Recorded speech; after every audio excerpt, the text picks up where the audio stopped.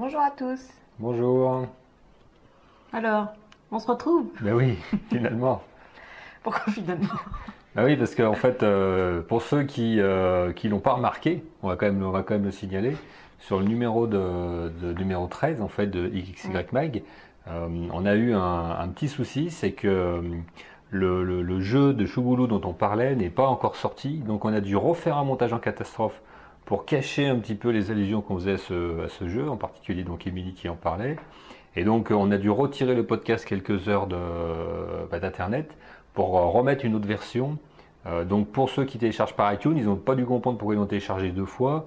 Et puis pour les autres, s'ils ont réussi à avoir la première version, bah, ils savent de quoi je parle. S'ils n'ont pas chargé la première version, bah, en fait, pour le moment, on ne peut pas le dire. Donc on attendra d'avoir le feu vert de Chougoulou pour pouvoir produire la version du numéro 13 complète avec donc le nom de ce fameux jeu dont on ne peut pas parler pour le moment parce qu'il n'est pas encore sorti.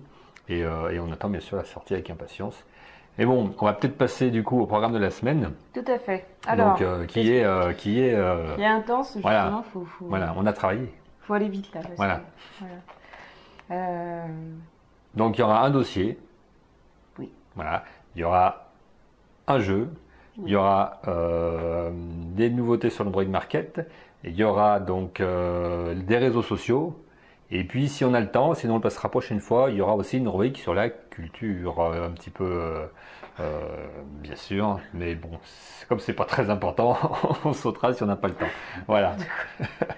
Bon, c'est peut-être toi, Émilie, qui va commencer avec ton fameux dossier Ouais. qui est détonnant, que je n'ai même pas eu le droit d'un petit peu d'en savoir plus. Tout à Donc, fait. dis-moi exactement de quoi il C'est retourne. absolument confidentiel. D'ailleurs, Bah oui. je voudrais qu'on fasse comme dans le Bon. numéro précédent. On va couper les sons. Ouais. Donc c'est concernant un très très bon outil qui s'appelle.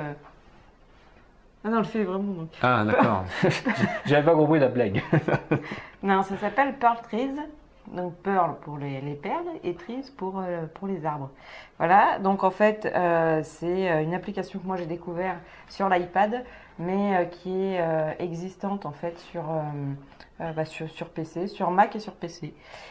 Donc c'est en fait l'ambition du fondateur de Pearl Trees, qui est un Français, c'est une société parisienne. C'est donc un outil qui a été créé en 2009 et son ambition c'était de permettre aux internautes de devenir des éditeurs du web, les éditeurs du web, c'est-à-dire de visualiser, d'organiser et de partager leur navigation. En construisant leur propre web, les utilisateurs de Pearl Trees bâtissent la carte vivante de l'ensemble du web. Donc en fait, on revient un petit peu à ce que j'avais déjà présenté d'ailleurs, qui était, si tu pouvais faire un tour, qui était Symbaloo.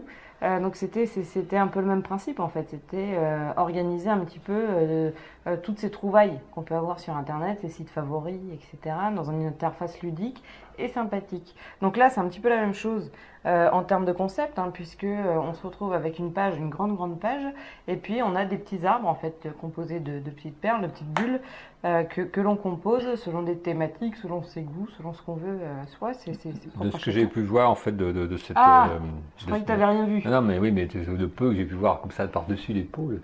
C'est en fait, ça ressemble, je trouve, à Google Plus maintenant, en fait, cet aspect d'avoir son réseau social en fait avec soi et autour toutes les petites pastilles, en fait, présentées comme dans Google Plus quand tu as tes Mais je contacts. connais pas. Ouais. Ah d'accord. Donc pour ceux qui suivent, donc dans Google, dans Google Plus vous avez ça. Et en fait, là sur la navigation, ça ressemble à ça. Donc c'est intéressant. Donc voilà, C'est une ergonomie qui ouais. marche. Ok. Pearl Trees, donc c'est un service donc, qui est en ligne bien entendu, et donc qui effectivement repose sur l'idée que la multiplication des contenus aujourd'hui impose qu'on ait une nouvelle organisation plus structurée et surtout plus personnelle en fait, propre à chacun. Voilà. C'est tout. Alors, Non, il y a une dimension, donc il y a toute cette dimension toujours d'organisation selon la personnalisation en fait du web, à son idée. Et puis il y a toujours cet aspect communautaire qu'on retrouve vraiment très fort dans Pearl Trees, puisque donc déjà comme un petit peu Symbaloo, Pearl Trees en fait on crée son arbre, donc on se crée au départ un identifiant avec une adresse mail et puis un mot de passe, et puis on commence à créer ces arbres. Et donc il faut savoir que d'office, ces arbres sont publics. Mais ensuite, on peut en plus les pousser vers nos amis, les personnes qu'on voudrait qui découvrent nos arbres via les systèmes classiques, hein, c'est Twitter, Facebook, ce genre de choses. On peut même en fait reprendre ces petits arbres. Donc on montre une vidéo en ce moment, mais c'est super graphique, c'est très joli. Et donc on peut insérer ça directement dans un site internet, dans un mail. Donc ça en jette quoi. Et donc on a la possibilité de créer ces arbres. On a la possibilité toujours dans l'aspect communautaire en fait d'aller voir un petit peu ce que font les autres. Donc ça peut être des recherches par nom si on connaît quelqu'un qui l'utilise également. Ça peut être des recherches par thématique. Et donc on peut aller en fait prendre des arbres qui nous intéressent sur un sujet particulier en fait et les plugger sur notre arbre à nous. Donc c'est assez sympa. Ça se connecte en fait. C'est vraiment du glisser-déposer. C'est super intuitif, c'est très simple. Et voilà. Et donc la troisième chose au niveau communautaire aussi qui est vraiment sympa, c'est quand on tombe sur un arbre qui est dit ouvert. Et en fait où donc le fondateur de cet arbre a lancé une thématique et il l'a laissé ouvert en fait à toute la communauté pour venir enrichir cet arbre donc avec ses perles à soi. Et du coup, là, on peut intervenir et puis participer à la construction du sujet sur la thématique choisie, quoi. C'est vraiment, vraiment intéressant. Ensuite, on a des systèmes de notification pour quand on a pris un arbre, être averti qu'il y a des nouvelles perles ou des commentaires ou des choses. Il faut savoir aussi que chaque perle, donc les siennes et puis celles des autres, on peut les commenter. Donc en fait, sur chaque perle, on a en dessous commenté et puis le nombre de personnes qui l'ont prise. Donc, et il faut s'inscrire. Ouais, c'est pas anonyme, je veux dire, tu t'identifies, tu crées ton compte avec ta photo, tout ça. Donc si tu veux donner un pseudo... tu ne veux pas ta vraie identité, mais... tu dis que tu t'appelles Batman, tu peux. Dire, la principale caractéristique souvent des réseaux sociaux, c'est que tu décris qui tu es, pour que les gens voient s'ils ont des intérêts communs avec toi. En fait, tu te crées un profil. En fait, ce qui est demandé et obligatoire, c'est un pseudo, un email valide mais qui n'est pas communiqué et un mot de passe qu'on s'attribue, comme pour tout. Oui. Par contre, on peut effectivement développer son profil, je crois, et mettre un petit peu qui on est, etc. Ouais. Mais ouais, parce que c'est vrai que ça peut permettre aussi de rencontrer aussi d'autres gens qui sont dans les mêmes goûts, quoi, pour partager sur des choses. Je pense que c'est ça l'intérêt, c'est parce que le problème, j'en parlais dans le numéro précédent, c'est de dire il y a tellement d'infos sur Internet que tu ne peux pas naviguer tout voir. Par contre, si tu es en relation avec des gens qui s'intéressent au même sujet que toi, peut-être que ils en ont trouvé plein que tu as vu, mais ils en ont trouvé peut-être d'autres que tu n'as pas vu. Le fait d'être en connexion, ça te permet d'enrichir en fait ta connaissance ou ton centre d'intérêt. Oui, parce que certaines critiques en fait de cette application disent que du coup on va vivre dans un monde fermé et qu'on va tous penser les uns comme les autres si en fait on va plus chercher, parce que Google effectivement ça nous ouvre à une multitude de réponses et que là si on vit avec son cercle en fait de proches et qu'on reste on va rester dans les mêmes idéologies, dans les mêmes concepts, on s'ouvrira jamais au monde. Mais moi je pense pas du tout. Comme ça. Mais non, et puis je pense pas, parce que justement on a l'option intérêt voisin.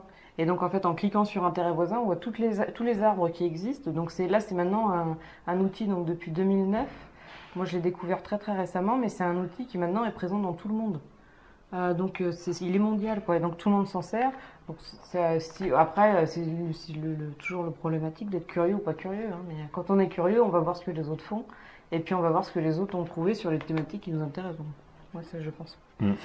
Ensuite, en termes justement de profil utilisateur, c'est vraiment vraiment diversifié, puisque le tiers des utilisateurs sont des geeks. Comment tu le sais? Quoi? Comment tu sais ça? Il y a eu des études de marché, je me suis documentée. D'accord.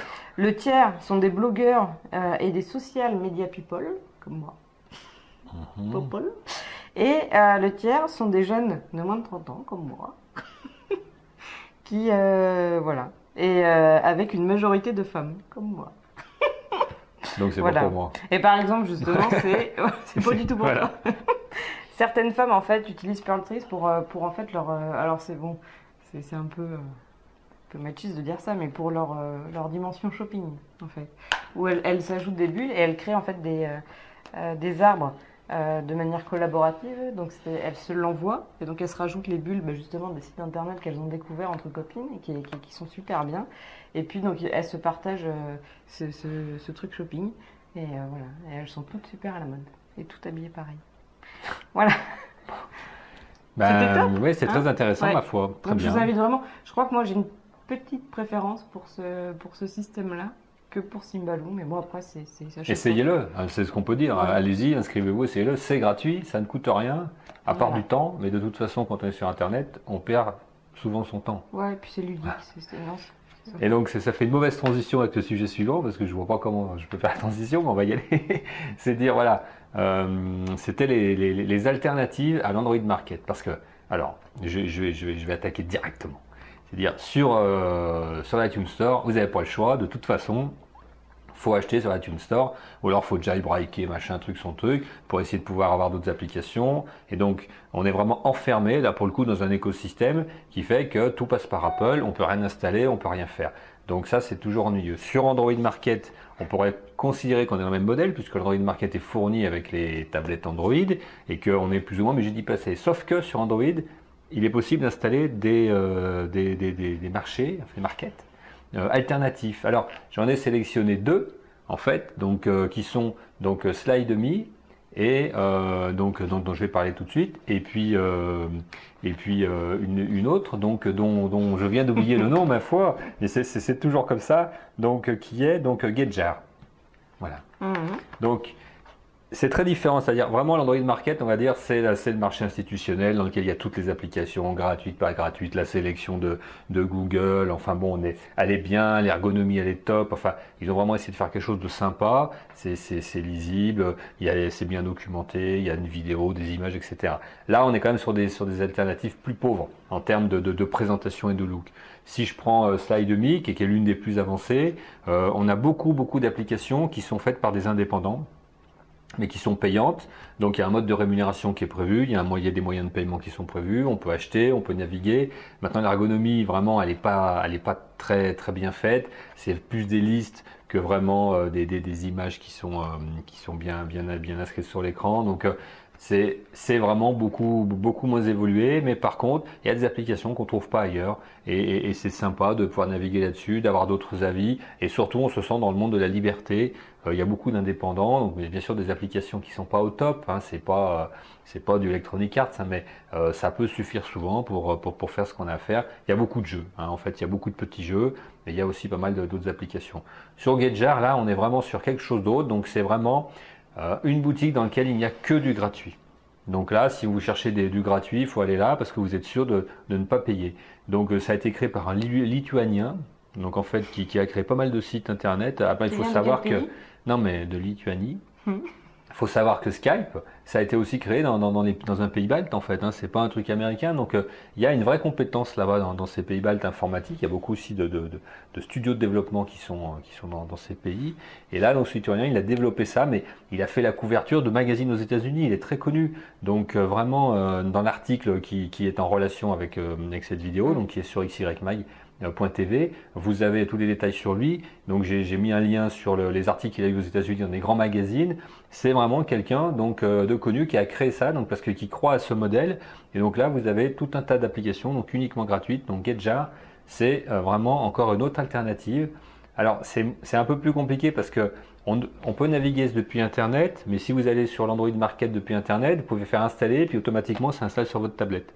Là, c'est pas possible. Il faut aller naviguer depuis la tablette pour pouvoir l'installer, et ça télécharge directement depuis le navigateur. C'est vrai que c'est pas pratique. Alors que SlideMe ou l'Android Market, c'est une application Android. Donc on le lance depuis Android en tant qu'application, et là on peut faire tout ce qu'on veut. Donc voilà. Bon, c'est pas aussi intégré qu'on le souhaiterait, mais c'est vraiment intéressant. C'est vraiment une alternative à étudier.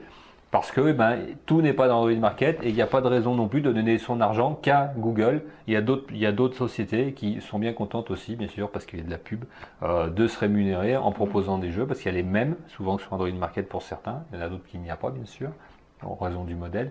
Mais pourquoi se mettre soi-même dans un carcan alors qu'il y a de la liberté?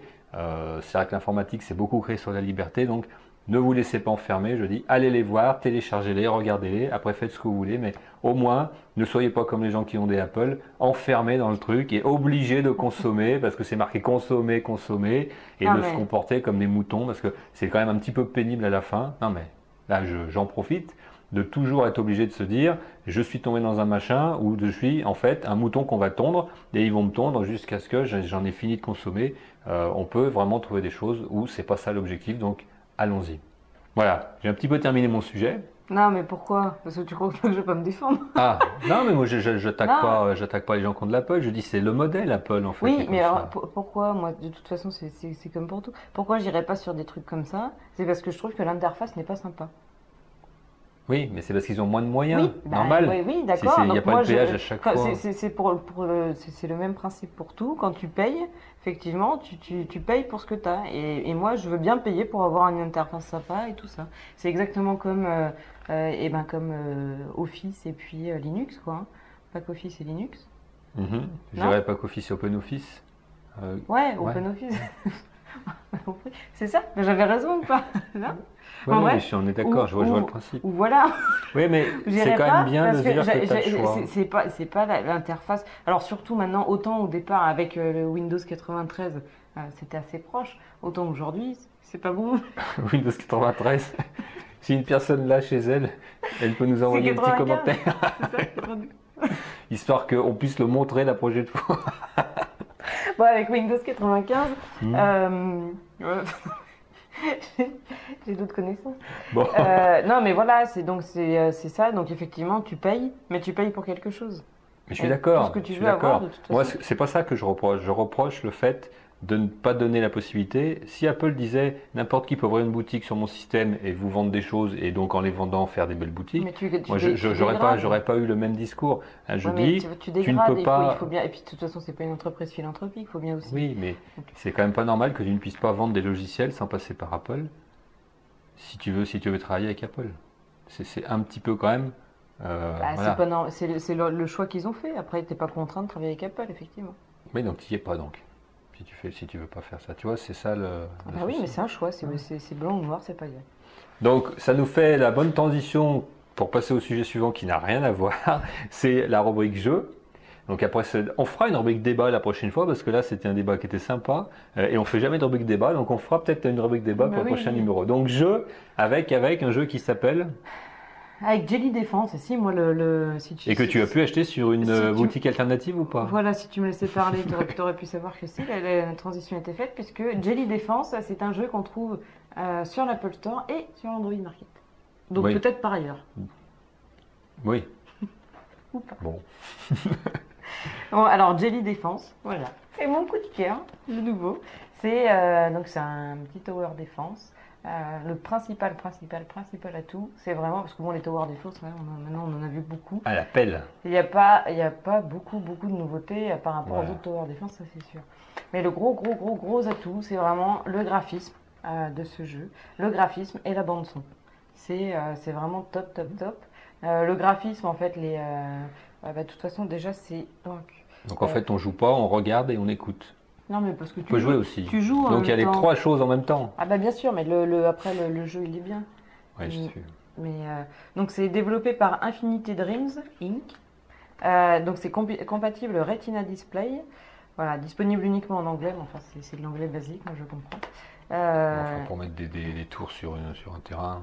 Non, parce que c'est beaucoup plus. Non, c'est plus complexe que ça, parce que des fois tu as des arbres magiques et qui te créent des soldats. Enfin des tours de défense. Ouais. Et il faut comprendre parce qu'il y a un descriptif sur les tours. Et puis ensuite, donc on se fait attaquer par des méchants, c'est le principe. Non, vas-y, Des explique le défenses. gameplay alors, parce que là, on est parti un peu dans tous les sens. Donc au départ, en fait, on est. Alors ça, j'ai pas forcément bien compris pourquoi. On arrive sur un espèce d'animal Hmm. à cornes Mhm. qui est visiblement en apesanteur dans l'espace. Et donc on arrive dessus. Et donc en fait, on clique sur un petit bouton qui matérialise le premier niveau. Et là, on arrive sur un terrain. Donc le terrain est tout en noir et blanc. Et juste avec des éléments de couleur qui sont les monstres et puis nos tours de défense. Donc voilà, donc en fait, on a des gros monstres qui arrivent. Donc il y a toujours en fait un plan, un mapping quoi, un chemin ou deux chemins ou trois chemins qui vont vers la sortie. Et avant de passer par la sortie, il y a des rubis ou des émeraudes. Et donc il faut éviter qu'ils me volent des émeraudes. Donc on a un nombre de monstres déterminés par niveau, et puis de plus en plus durs, bien entendu. Donc on a des gros monstres qui arrivent et qui lâchent plein de petits monstres avec des caractéristiques différentes. On a des rapides, on a des costauds, on a des voilà. Et puis la principale après différence, c'est leur couleur, c'est soit bleu, soit rouge. Et donc c'est ça qui est important dans le jeu, c'est les codes couleurs en fait, parce que souvent dans les tower défense, tu as la tour qui est plus puissante sur une certaine caractéristique d'ennemi, et là en fait c'est les couleurs. Là, c'est les couleurs qui déterminent. Non, mais c'est important parce que c'est un gameplay qui est différent des autres. C'est pas la puissance ou le modèle, c'est la couleur. Oui. Donc, on a les tours bleus qui vont tuer les monstres bleus et les tours rouges qui vont tuer les monstres rouges. Et on a les tours bleus et rouges qui tuent les deux catégories, mais qui sont pas très très fortes. Voilà. Ensuite, donc, comment on achète ces tower défense quand on tue en fait des monstres, ils lâchent des... Oui. J'ai eu peur. Oh bah t'es fin, oh bah bravo, bah c'est la blague à neuneu. Ils lâchent des pièces qu'ils avaient dans leur poche. Bah oui. Et donc il faut cliquer pour les ramasser. C'est tout public. Voilà. Donc on les ramasse. Ça nous fait un petit pécule. Ah bah oui, bah j'ai compris. Ouh là là. Et ça nous permet d'en acheter d'autres. On peut, après, il y a tout le système d'amélioration et puis on peut les revendre. Voilà. Mais c'est pas, en fait, je pense que c'est à ce niveau-là que tu n'y arrives pas parce qu'il n'est pas très bon en négoce. En fait, il vend toujours bien moins cher qu'il achète. Enfin bon, bref. Donc voilà, c'est vraiment un super jeu. Alors, j'ai lu sur internet qu'il faudrait à peu près 5 heures pour terminer le jeu. Moi, j'en suis à 10 heures, j'en suis à la moitié. Mais je pense que oui, mais c'est normal parce que, encore une fois, moi, si je perds un seul émeraude, parce qu'en fait, on a, je sais pas, à peu près une quinzaine d'émeraudes, et si il suffit qu'il nous en reste un pour pouvoir passer au niveau suivant. Mais ces émeraudes, en fait, retournent ensuite dans le ciel pour constituer un dessin. Et donc, si on n'a pas tous les émeraudes, on n'a pas le dessin. Donc, moi, je refais tout niveau jusqu'à avoir tous mes émeraudes.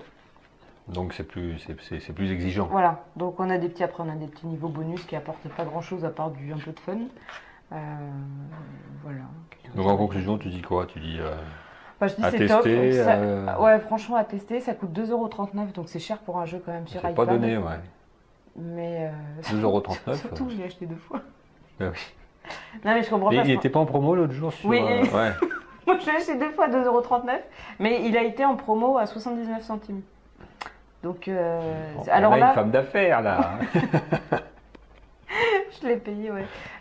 Non, mais je vais faire une réclamation. Mais ouais, alors à 79 centimes, par contre, je vous dis, achetez-le 3 fois. C'est vraiment. Non, il est top. Il est vraiment bien. 2,39 €. Offrez-le à vos amis. Parce que c'est comme c'est Noël, on peut acheter des bons d'achat sur l'iTunes Store pour offrir à des amis pour qu'ils s'achètent des jeux pour Noël. Et c'est une bonne idée de faire ça. Voilà. Hein? Donc en tout cas, non, c'est franchement un jeu. Moi, comme je disais, hein, je suis portée sur l'apparence. Et là, les graphismes sont superficiels. sont vraiment sympas. Donc moi, je le conseille. Et alors justement, en faisant les recherches là, pour le podcast, j'ai trouvé en fait qu'il y avait trois autres applications dans la série des Jelly que je connaissais pas. Donc je les ai téléchargées juste avant, mais j'ai pas encore eu le temps de les tester. C'est donc Jenny Chronicles HD et Jenny Invader et Talking Jelly Clock. Donc ces trois-là sont gratuits. Je connais pas. Donc ça doit... Voilà. Et c'est du même éditeur? Hein? C'est du même éditeur ou c'est simplement qu'il y a Jelly dans le nom? Non, bah non, on n'est pas gourde. C'est le même éditeur. Et donc si, j'ai juste regardé vite fait Jelly Invader. Là, on arrive plus dans des... C'est pas du tout un tower défense. On a un des personnages qu'on retrouve par contre dans Jelly Défense qui se déplace de droite à gauche et qui doit tirer sur des monstres qui tombent du ciel. Oui, c'est quoi le nom Space Invader. Space Invader. Ouais. Oui, là, c'est Jelly Invader. Voilà. Ouais. Donc ils ont repris. Et donc on en a encore deux autres que j'ai pas eu le temps de voir. Old school. Ok. Bien. Mais allez le voir. De toute façon, c'est vraiment bien. Donc on avait un petit sujet sur les réseaux sociaux. Parce que, alors je vais commencer un petit peu par un coup de gueule, hein, parce que ça commence à bien suffire, c'est Magouille et compagnie. C'est la course à l'échalette, là, ton truc. Donc, Moi, souvent, mon sentiment, en fait, c'est que sur les réseaux sociaux, on dit les réseaux sociaux, mais en réalité, il y en a principalement deux qu'on utilise tout le temps, c'est Facebook et Twitter. On y perd un peu son temps. Parce que globalement, alors, je vais surtout parler de Facebook. Sur Facebook, regardez qui que vous soyez, avec quels amis que vous soyez en lien. Vous ouvrez votre Facebook aujourd'hui, je vous garantis que vous avez une photo de chat, au minimum. D'accord? Ou une vidéo de chat, au minimum. Parce que non, mais tu sais pourquoi? Non. Parce que Régis c'est mis ami avec toute la maison de retraite Non. du village d'à Donc, côté. si c'est pour passer son temps à regarder des chats tomber ou des chats miaulés ou des chats, etc. Enfin bon, je vais pas J'ai rentrer vu dans là le sur détail. internet qu'il y a un chat qui fait un buzz énorme. Il reste 45 secondes debout.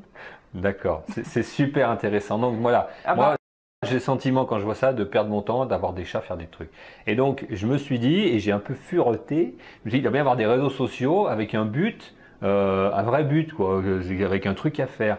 Et puis par hasard, par croisement, machin truc, je suis tombé en fait sur des réseaux sociaux pour apprendre à parler d'autres langues, donc des langues étrangères. ouais, je voudrais bien savoir ce que c'était les mots dans le moteur de recherche pour trouver réseaux sociaux langue. Ben non, parce qu'en fait, je suis allé sur des articles et en fait, sur quelqu'un qui parlait de ces réseaux parce qu'il en existe plus d'une dizaine. Mais je vais pas vous les décrire là, en fait. Et du coup, bon, je suis allé un petit peu les voir et il faut savoir que je prends des cours de japonais. Donc, et j'essaye d'apprendre le japonais. Et donc, je me suis dit, peut-être un réseau social de ce type-là, ça pourrait m'aider pour mes révisions, pour etc. Donc, je suis allé m'inscrire sur un des réseaux sociaux, de langue qui me paraissait bien, qui s'appelle Live Mocha ou Live Mocha. Je ne sais pas comment ça se prononce en fait C'est exactement. mal parti. D'accord. Et là, j'ai découvert un truc de fou. Parce qu'en fait, je m'étais dit, bon, ça doit être un peu bidon parce que les cours de langue faits par un réseau social, ben en fait, ça va être un peu chacun qui a rajouté ses trucs, et puis au final, ça ne doit pas être d'un super bon niveau, mais bon, globalement, si c'est des Japonais qui font des cours de japonais, c'est peut-être pas mal. Mais en fait, pas du tout sur Live Mocha. En fait, les cours sont fournis par Live Mocha, donc c'est des cours super structurés. Et j'ai regardé le plan des cours, j'ai commencé même, c'est de dire, c'est exactement le plan de cours que je suis dans mes cours de japonais. Donc on apprend dans le même ordre. Et donc, j'ai fait toute une session, donc c'est parce que c'est organisé par unité. Et vraiment, j'ai complètement été séduit par la qualité des images, des vidéos, des sons, parce qu'en fait, c'est complètement interactif, et puis du texte, et puis de la manière dont c'était fait. C'est vraiment super. Et là, je me suis dit, mais la dimension réseau social, elle est où en fait? Parce que je me suis inscrit gratuitement, on m'a demandé plein d'infos sur moi, j'ai mis ma photo, machin. Je me dis, et alors? Et en fait, quand on rentre dans les cours, on se rend compte qu'on peut faire deux choses. On peut corriger les autres. Et là, c'est la dimension super parce que moi, je suis vraiment la bonne personne pour corriger un Péruvien, un Brésilien qui essaye de parler français. Et je peux me faire corriger par les autres. Mais pour qu'il y ait vraiment un modèle, en fait, ce qu'ils ont fait, c'est qu'on gagne des points en faisant des corrections. Et avec les points qu'on gagne, qui est une sorte de monnaie, on peut acheter les corrections des autres pour soi-même. Donc en fait, on est obligé de s'investir dans la communauté, pour que la communauté vous le rende. Non, mais c'est super intéressant parce que du coup, tu fais tes cours et après tu as des exercices. Mais si tu veux qu'on te les corrige, il faut qu'un natif, donc un japonais ou quelqu'un qui parle japonais en langue native, donc vienne te corriger. Mais pour que tu puisses t'acheter ces corrections, il faut que toi-même tu ailles corriger les gens qui veulent apprendre le français.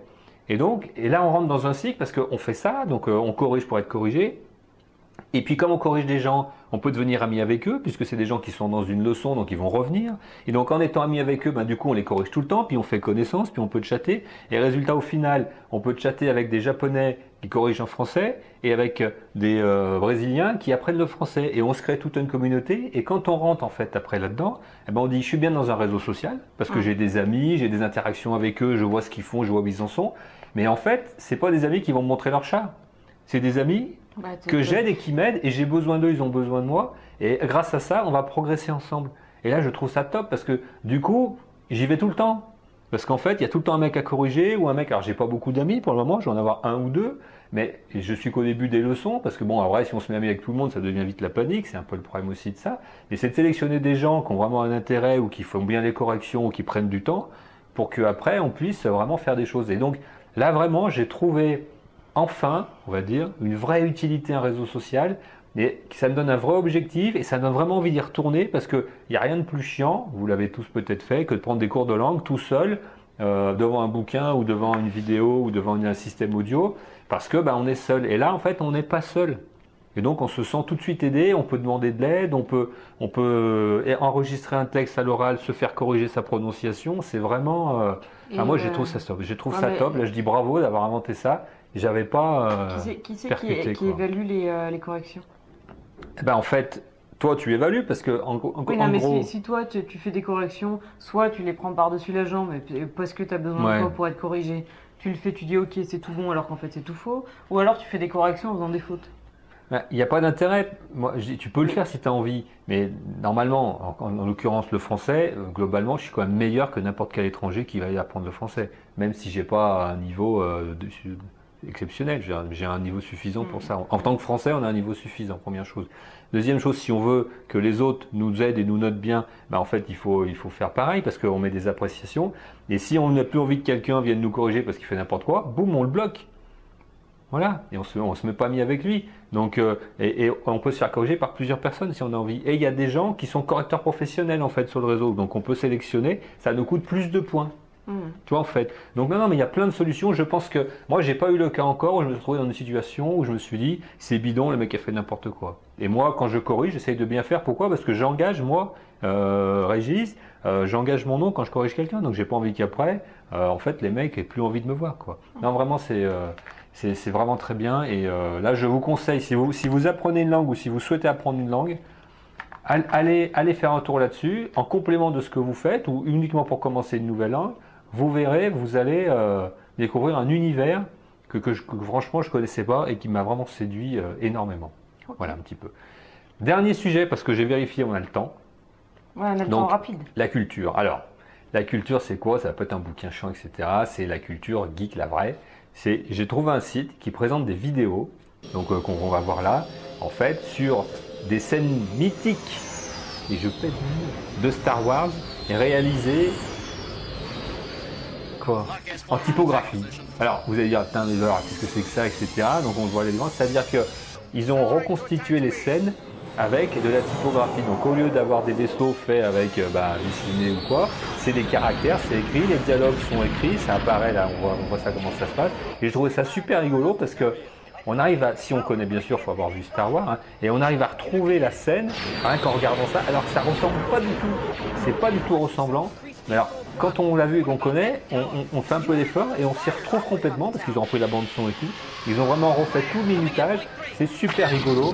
Donc allez voir le site. Donc là vous avez un extrait et je vous engage à voir parce que vous allez revivre ça. Ils en ont fait plein. Et enfin plusieurs. Et c'est vraiment très rigolo à regarder. Donc pour la culture geek là, pour ceux qui ont vraiment vu Star Wars, aiment Star Wars et veulent voir une nouvelle approche. Et là vraiment c'est vraiment du revisité pour le coup. J'avais pas vu ça avant, j'ai trouvé ça très très intéressant. Voilà un petit peu pour cette rubrique culture qui plaît toujours à certaines personnes. Et je dis en passant coucou au frère d'Emilie qui voulait une rubrique culture dans le numéro et pour lequel on s'est pas mal creusé la tête pour lui trouver, quelque chose. Voilà. Ben, il est temps de se quitter. Ouais, Pierre, faut que tu m'appelles. Voilà. Et puis toi, tu vas rentrer chez toi parce que. Parce qu'il est tard. Ok. Bon, on vous dit à bientôt et bonne. Voilà. Jusqu'à la prochaine fois. Au revoir. Au revoir.